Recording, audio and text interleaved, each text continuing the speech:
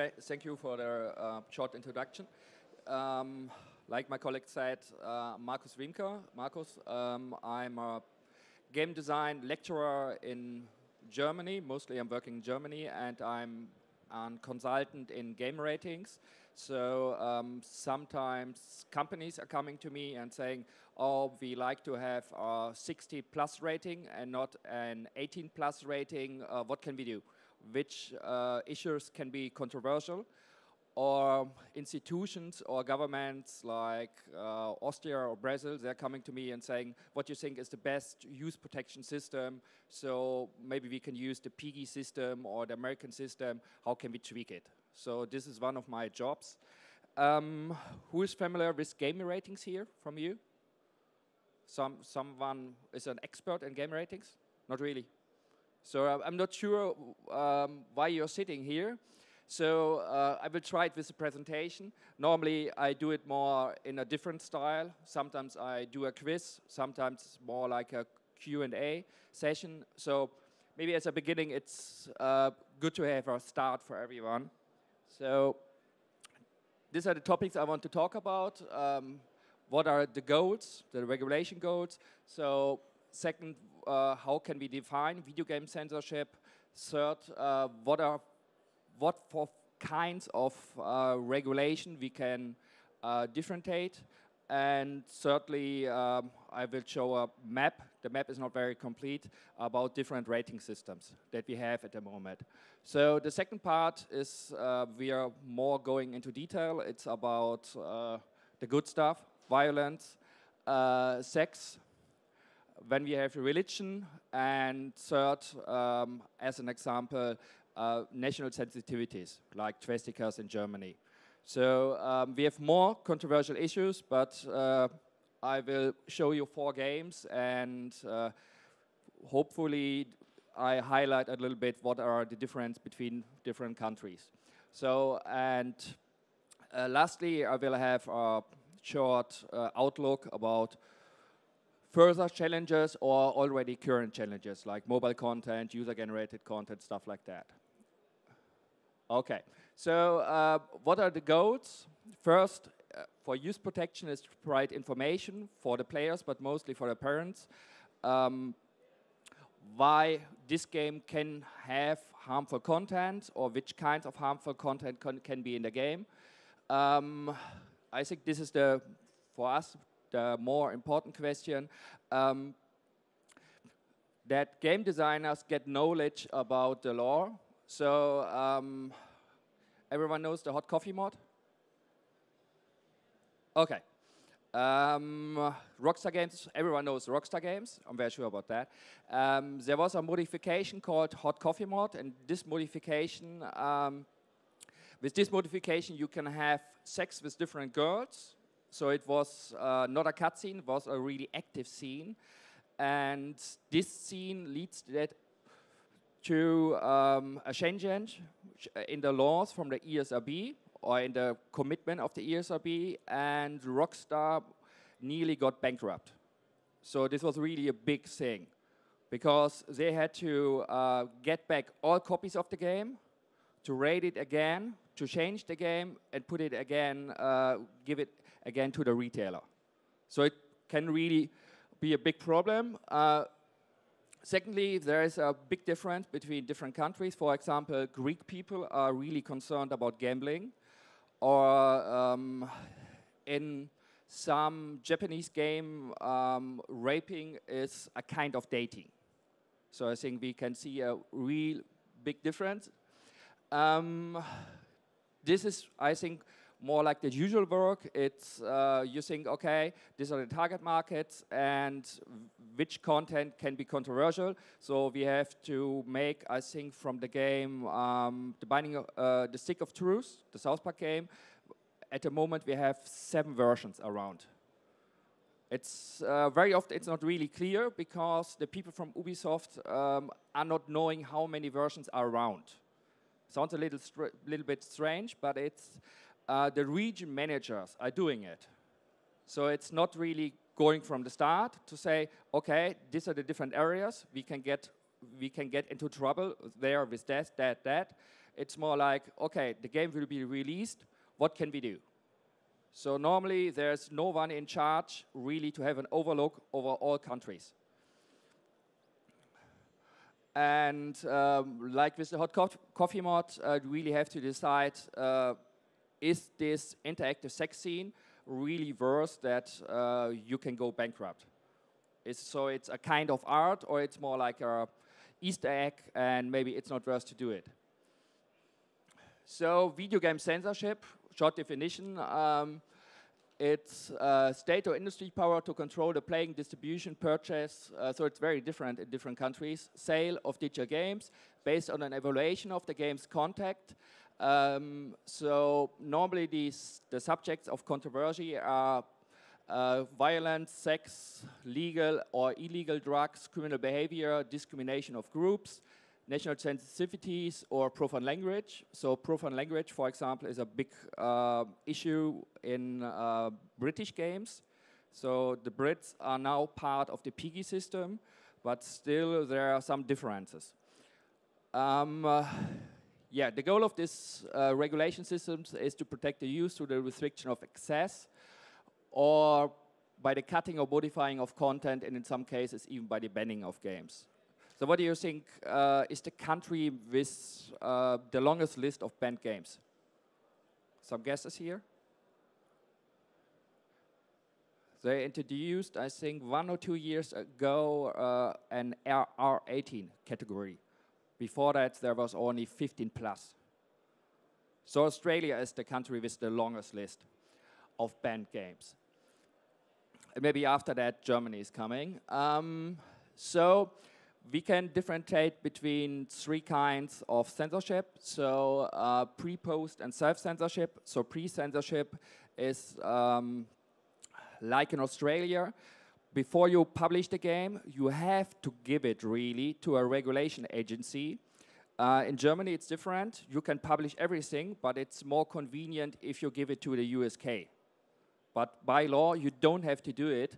And self-censorship, you have it very often in dictatoric countries, or it's also when companies like Deep Silver think about Dead Rising. If it's really, can we sell the game in Germany with this gross amount of violence? So they say, oh, maybe we tune it up a little bit, and it will work with an 18 plus. So secondly, we can differentiate between private regulated and state-controlled classification agencies. So, and a mix of it. So the PEGI system or the ESRB system, so the European system or the American system, is 100% private. The USK system, the German system, is a combination of that. So it's regulated self-regulation. So it's, I think we're only in Germany we have this self-regulated regulation, and state-controlled is, for example, in Australia again, or Iran. Okay, the second differentiation is we have some rating systems that are voluntarily, like the European system, mandatory, like the Australian system, or legally binding under certain conditions. So, for example, the PEGI system is normally voluntarily, but not in Finland. In Finland, you have to use it. And then you have to differentiate again between different kinds of stakeholders. For example, is this legally binding for the buyers, for the retailers, for the publishers? So it's very complicated. Okay, this is a map of worldwide rating systems. There are a little bit more. You see the ESRB system, North America and Canada too. And one of the biggest systems now is the Brazilian system. When you have the PEGI system, the USK system we can't use. So it's a question that comes very often, why the Germans are not using the PEGI system, the European system. So this is not possible because use protection is in our constitution. So we have to change the constitution, the German constitution, to use the PEGI system. That's mostly the reason of that. The green side is a Finnish system because it's a little bit different by the PEGI system, but it's the PEGI in the end. The British system, the red one, is not existing anymore, British Board of Film Classification. So it's BBFC, ELSPAR, it's a British system. It's after the BPjM report, they changed to the PEGI system, but they're still rating 16 plus games. They're doing that by the Video Standards Council, VSC. But the British Board of Film Classification is now only rating movies. They changed it, I think, 2 years ago.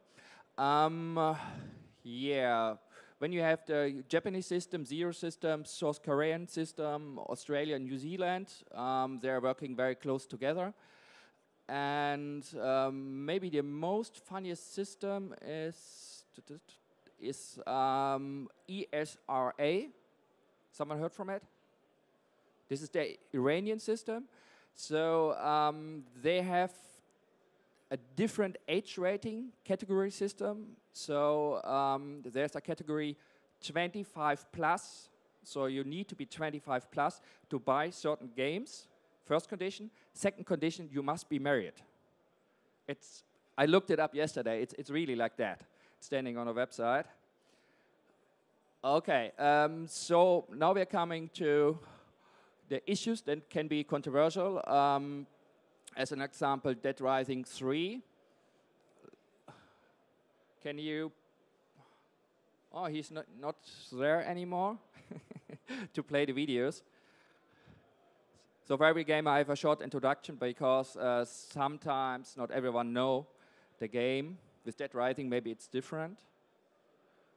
Okay, maybe let's have a look.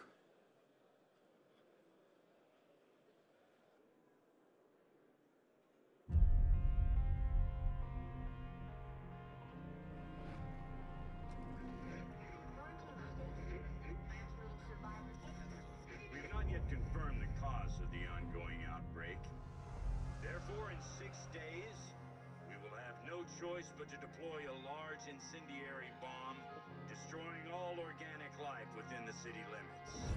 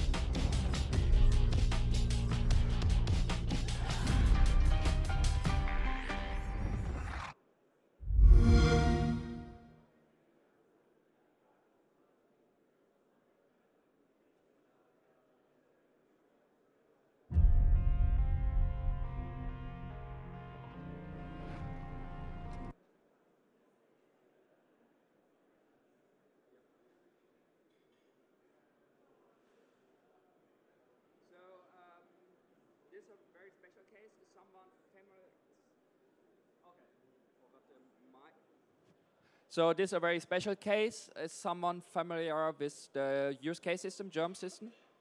No one from Germany here? Okay. So in Germany, we have a very special case in the regulation. It's called...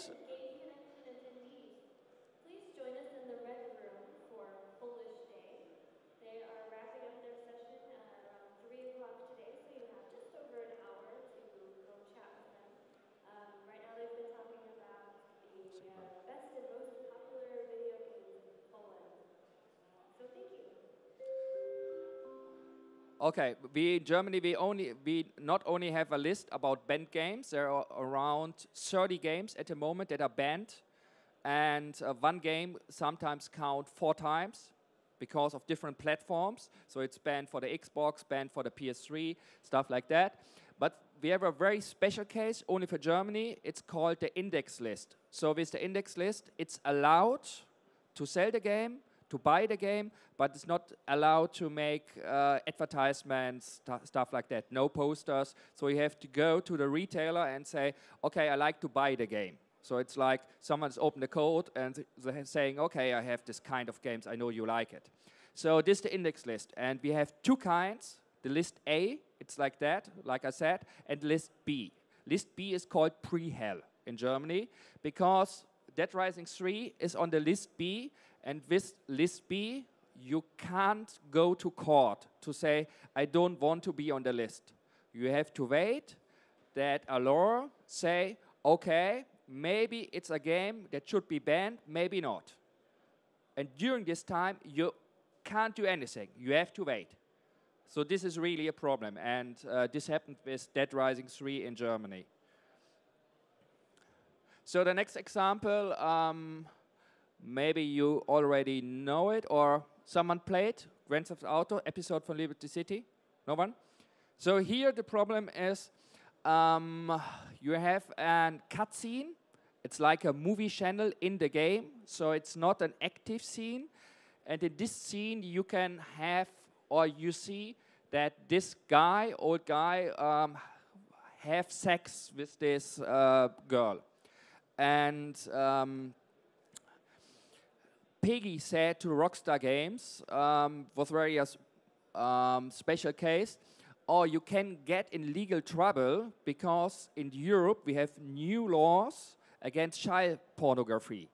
So in case it is clear that this girl is underage, you get really into trouble and you have to go to prison. Because after this new European law, the virtual depiction of child or child pornography is the same like real scenes. So a lot of people don't know it. So maybe you can play the beginning of the clip. It's a clip around 13 minutes or so. It's very funny. You have to look it up, Princess Robot Bubblegum. They are making fun of manga, anime, movies, tentacle sex, stuff like that. Now you have to go to the video folder, and there's a file called Princess Robot Bubblegum.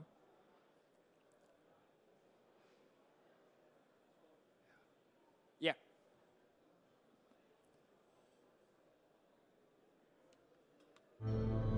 It's a world where robots reign supreme and radioactive nymphomaniac plants sleep with scarily mature women dressed as schoolgirls. A grown woman was abandoned in the Japanese countryside by her dead ninja parents, taken in by a lonely master. I didn't order anime whore. Trained in the dark arts. Why do I always have to wear such skimpy clothing for training? Merchandising, of course. Princess Robot Bubblegum, the anime star, is back, along with Saki, her teleporting animal sidekick. Watch as she battles an alien armada and deals with bad translations and dubbing. Dead body freezer box telephone! Only a hyper-sexualized nerd's fantasy can save humanity by sleeping with it. It's anime at its finest, with incomprehensible narrative, wretched dialogue, and creepy misogynistic sexuality. Princess Robot Bubblegum. It's finally here. The new adventures of an anime superstar. Watch it only on CNT. Princess Robot Bubblegum!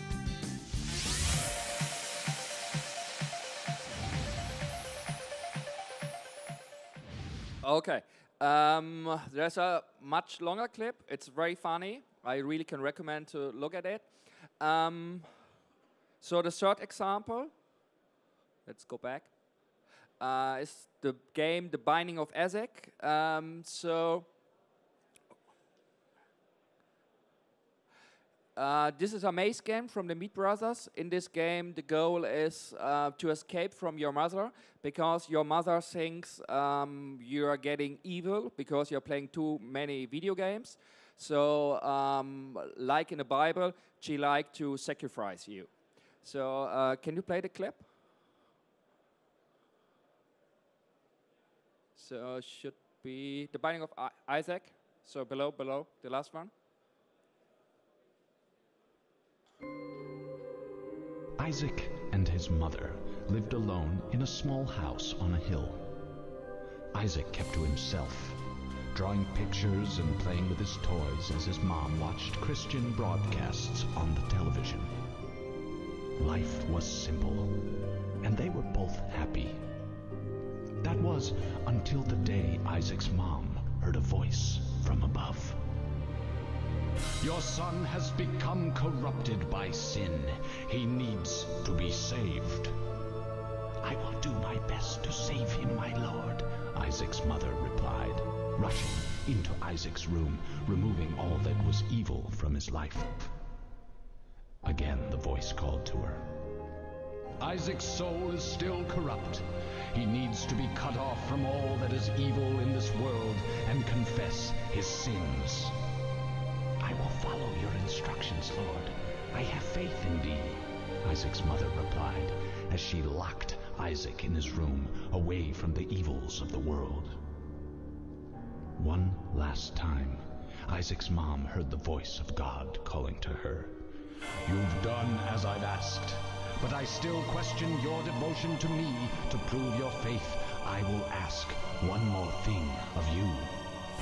Yes, Lord, anything, Isaac's mother begged. To prove your love and devotion, I require a sacrifice. Your son Isaac will be this sacrifice. Go into his room and end his life as an offering to me to prove you love me above all else. Yes, Lord, she replied, grabbing a butcher's knife from the kitchen. Isaac, watching through a crack in his door, trembled in fear. Scrambling around his room to find a hiding place, he noticed a trapdoor to the basement hidden under his rug. Without hesitation, he flung open the hatch, just as his mother burst through his door and threw himself down into the unknown depths below.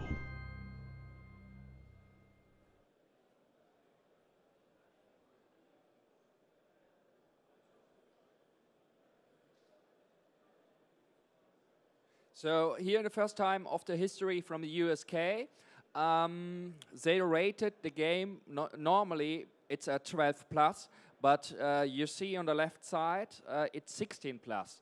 And back. So the reason for this is that the USK said there are some religious kids are around, and maybe these religious kids can be disturbed by this kind of game. So it's the first time in the history that the USK said we are really concerned about the protection of the religious people or the religious youth. So my last example is South Park, The Stick of Truth. So last clip.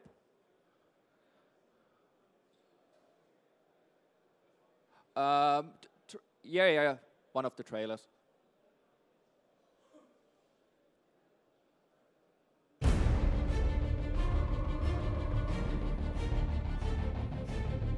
Humans and elves of Sauron, a great evil has descended upon us. I believe we are facing a threat to our entire world. Our only hope is for our two factions to join forces. Tonight, we are no longer elves, goths, or girls. Tonight, we fight as one! Fuck that! We do not team up with fucking elves. Only good elf is a dead elf. Why don't you suck my elven dick, Butters? God damn it, I have fucking authority! You must get past them, new kid. Go fuck them up. Oh, Jesus Christ! You sons of bitches! feel like such a homo sapien right now. Looks like we got a fight on our hands. You want to throw down, bro? Prepare to attack from behind! This ends here. Alarm, alarm, alarm! How am I supposed to do all this?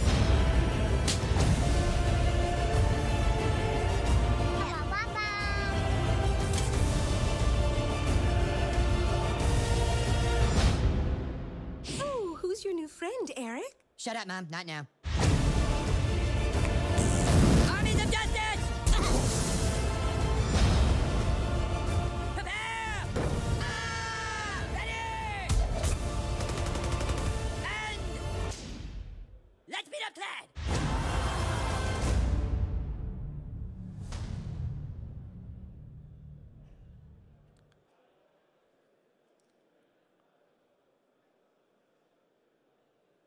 So this game is an example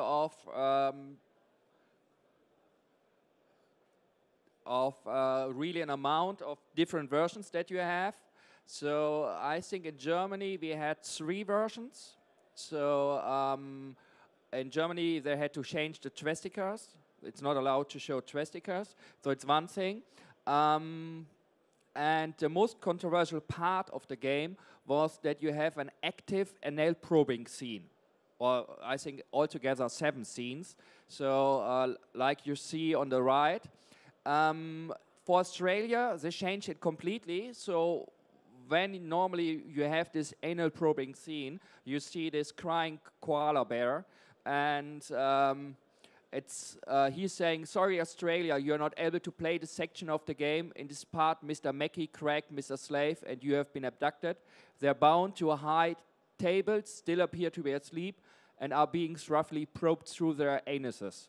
So here you see that you have to change certain kinds of the game to not to get into legal trouble and to still sell the game.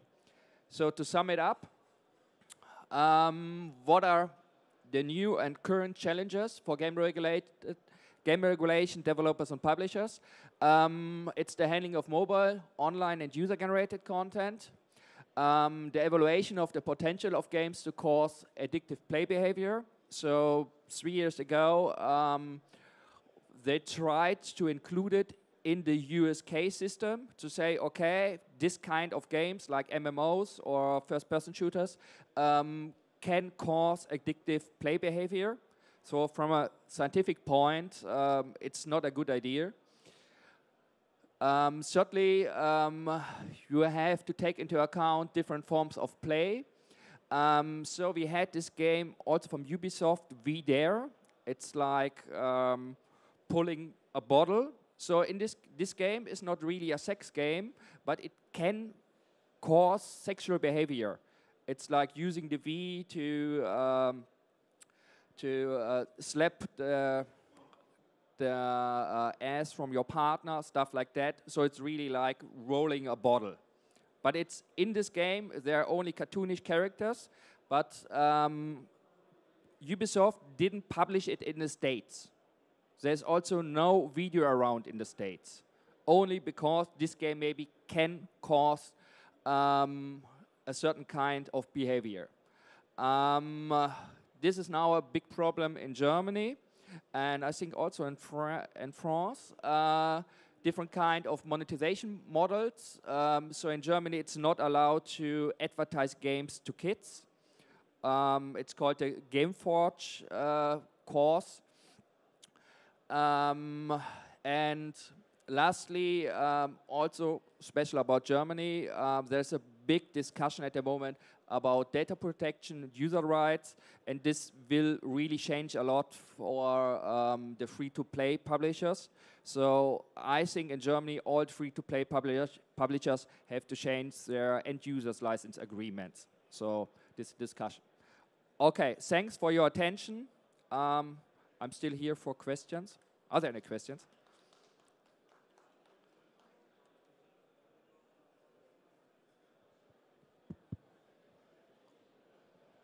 You mentioned about the Gameforge case. Hi, Yeah. I'm Tansu. What was it actually? In the Gameforge case, there was a special slogan, and this slogan was firstly, let's buy it. So they said, you try to put pressure on kids, and the second thing, they used some English words, and so the court says, when you use English words, it's especially targeted on young kids, because that's the way kids are now speaking. So because of these two things, putting pressure on it and using kids' language, they said, okay, you try to advertise your game to younger people, and this is not allowed. I think it's not allowed in Europe altogether. But for Gameforge, it was really a problem, and now all free-to-play publishers in Germany are looking at it.